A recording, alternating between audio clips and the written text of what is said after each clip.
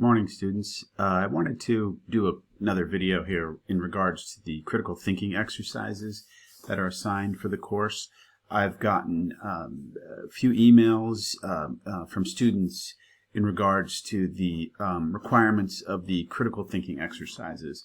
So recall in this class that I require you to do some quizzes every week, which is a chapter quiz, a vocabulary test, and then also this third thing that's required each week beyond the discussion boards where you're interacting with your fellow students is these things that I call critical thinking exercises. And the intent behind these critical thinking exercises is to give you a hypothetical fact pattern, a fact pattern related to the legal concepts that you've been studying. And then what I want you to do is apply those legal concepts to the fact pattern that's been given, the hypothetical, for lack of a better word, hypothetical scenario, if you will. So, listen, you can just write an essay, any way that you want to write an essay, go ahead. I just want you to answer the question, right? So, I will and have discussed this idea of the IRAC or IRAC method of kind of answering legal questions. And so I'm going to go through that, and that's what's posted on this right here, this page here. However, but I want to say before I do that you don't have to necessarily use this system to answer these hypothetical questions. So literally, this is an essay question, short answer essay question. Many students say, how long does the answer have to be? It has to be long enough to answer the question. That's my answer. I know that sounds evasive, but it's not meant to be.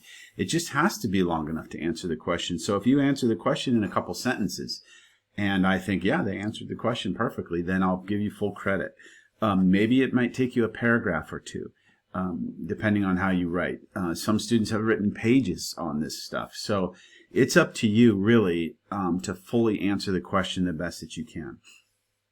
One issue that I want to point out on these critical thinking exercises is that the study of law requires that you understand the law, that you apply the law to the facts, and then reach a conclusion. So if you look at this idea of issue, rule, application, and conclusion, this IRAC method of answering questions, is that the first thing that you want to do when you're studying these hypotheticals or reading these hypotheticals is say, what area of law is he wanting me to discuss? And once you figure that out, you can identify the issue. Once you identify the issue, you apply the rule of law. So if the issue is, does the federal government have the power to regulate state activity? That might be the issue that's presented in a critical thinking exercise. Is a contract formed? Something like this, right? You might see in these hypotheticals. So once you establish the issue, you want to go back to the posted materials and figure out what the rule of law says. What does the law say about that? Does the federal government have the power to regulate state activity? So then you would list the rules that you think apply, the legal authority for what you think your answer is going to be, the rule of law. So you start with the issue, have a rule, the rule of law, the legal principle that you think answers this question, apply the legal principles that you've read about and understand and have looked at in the material to the facts that are presented in the hypothetical, and then reach a conclusion. So this is just kind of a formulaic way of answering, and to be honest, some of the hypotheticals don't fit this system as well as others do. So you could do this IRAC method for a couple, and then do just a short paragraph for a couple. For instance, the criminal law one doesn't exactly fit into this IRAC method as well. This first one does. CT1 fits fairly well. But I guess my point in establishing this idea of what this issue, rule, analysis, application, and conclusion really does is it's really supposed to help you focus on this understanding that when you're presented with a legal problem, you want to first figure out what the issue of the case is. Then you want to go back to your textbook and other materials, what you've been studying, and figure out what we've been looking at that would apply, that would help you reach a conclusion. Apply that rule of law contained within the facts and the issues that you've discovered, and then reach a conclusion, determine who wins.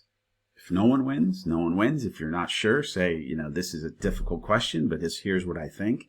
And it's really just to get your thinking about studying law and applying law to factual scenarios.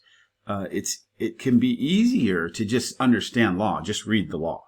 And we do that in this class, right? It's called black letter law. We read the black letter law and we say, oh, this is what the law says. But it doesn't help much if I can't apply it to real or hypothetical situations. So that's what these CTs are meant to do. I want you to spend time on these and think about it, but I don't want you to spend hours and hours and hours.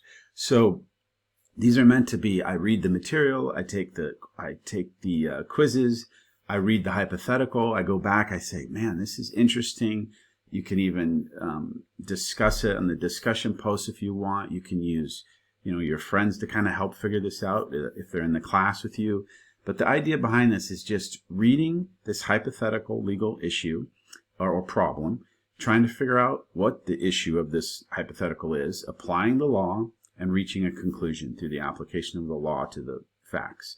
So I hope this helps with the CTs. Again, there is no formal requirement for how much you write on these critical thinking exercises. They're really to just kind of get your mind thinking about applying law to the facts and reaching conclusions about law. So I hope this short video helps. Again, you know that I am open to Zoom with anyone. If they need to have a Zoom meeting, we can talk over the phone if you'd like. And you can definitely email me. And this document, this IRAC document, is posted. And hopefully this helps going forward with your CTs. And I hope you're enjoying them so far and enjoying the class. And again, feel free to contact me if you have any questions whatsoever.